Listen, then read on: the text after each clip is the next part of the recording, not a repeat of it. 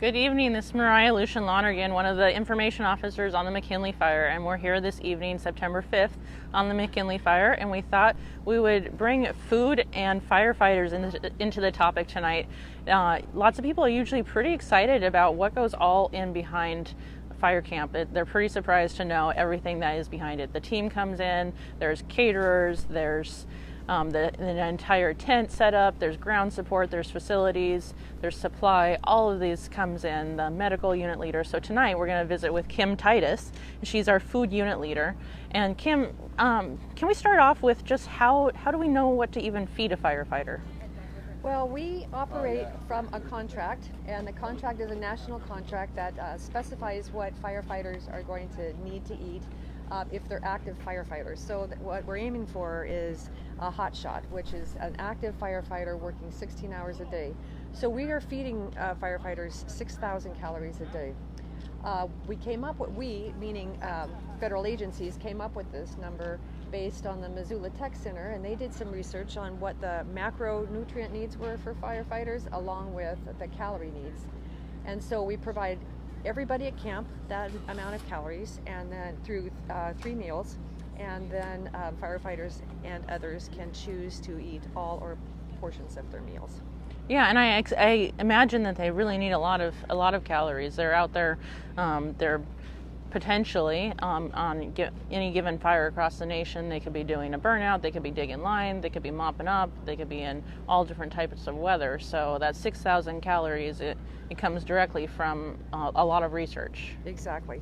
And the original research indicated that the 6,000 calories would allow a firefighter to go through the day without losing any weight. So by the end of the season, we want a firefighter to maintain their weight. All right, that's excellent to know. So can you break down kind of each meal and examples Sure. of what that might look like? And if it's okay with you, I did bring the contract because there are so many things we provide in a meal. I wanted to make sure that you got a sense of how much. So for example, for breakfast, we have 2 fresh eggs or 3 scrambled eggs, 5 ounces of starch. We have to provide a bread, 2 kinds of dry cereal, orange juice, a half a pint of milk. Then the salad bar will have to have yogurt and fresh fruit or canned fruit, and then of course coffee, hot teas, etc. So that gets them, to lunch.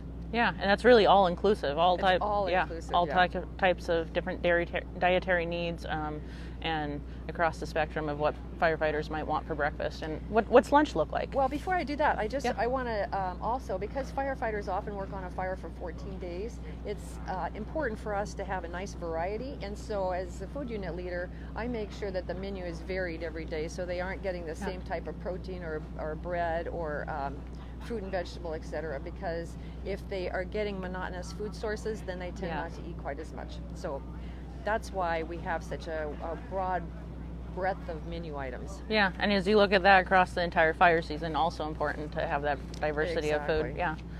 And then for lunch, they take sack lunches out with them, and so every lunch would have 1 sandwich and then a second protein source. So that protein source could be a protein bar or a second sandwich. And then they have either fruit or a vegetable and 6 snacks. Now, the 6 snacks can be anything, and some firefighters prefer candy bars, other firefighters prefer more high protein sources. So we try to do a nice variety of something sweet, dried fruit, dried nuts, or if we get a candy bar, something that has a protein source in it, like the favorite is Snickers because it's got peanuts and chocolate. Paydays are another one. So some good salt in there too, right? Exactly. Salt and so we're trying to find a good combination of foods that a firefighter will actually put in their pack and take with them, because many of them are hiking for miles and miles and miles, and so that it has to be portable, and it has to be tasty, and it has to be something that they can quickly eat if they are on the move and working hard all day. So. Like you just said, be able to grab quickly, and if they're on a very active fire line, be able to move along. So dinner? Dinner is like the highlight of the day, and so when a firefighter comes in off the line, coming in for chow right now. Yes. When the firefighters come in, they're often exhausted. And so here at camp, our goal is to provide them a hot meal, a hot shower, and a comfortable, inviting place to spend a little time before they go to bed.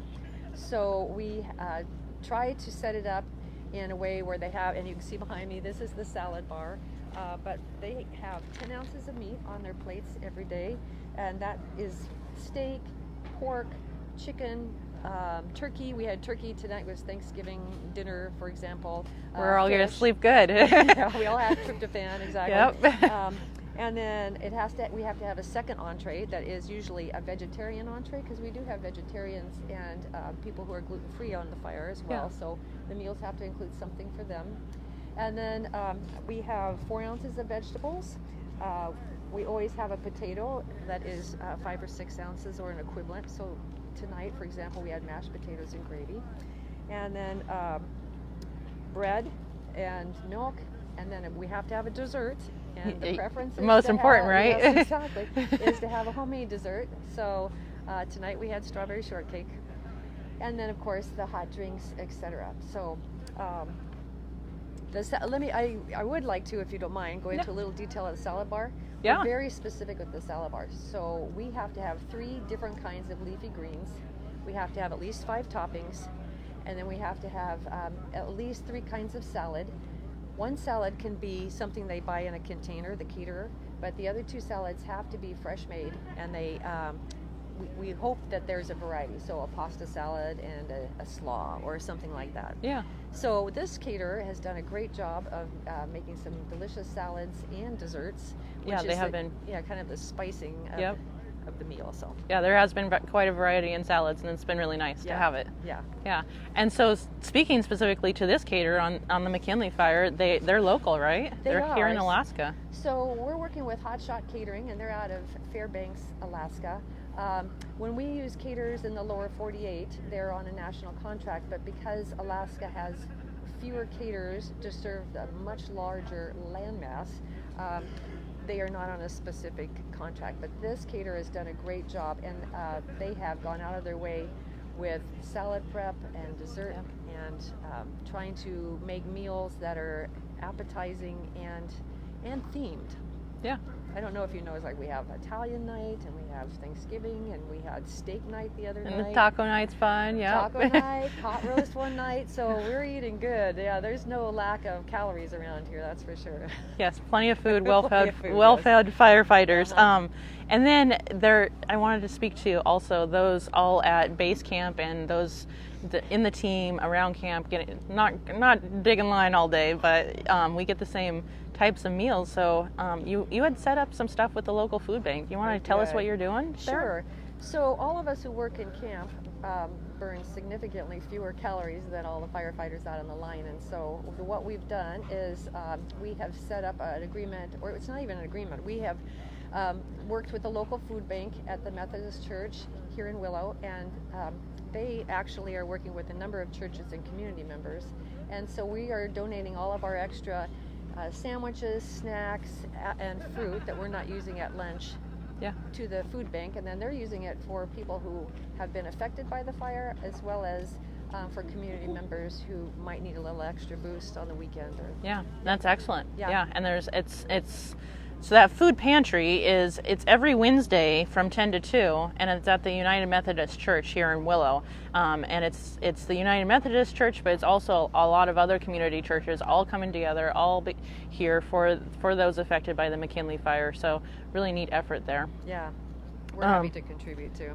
Yeah, and so with that, the food bank is in the same location as the disaster assistance centers, the DACs, and the disaster assistance centers are several entities. We did a live feed a couple days ago, but several entities, including the state of Alaska, the Red Cross, the CERT, the COAD, all of those different opportunities are there for people to come and to, whether it's short term or long term, whether it's what's for dinner tonight versus longer term, getting an application in for possible assistance for your primary structure and working through the state process.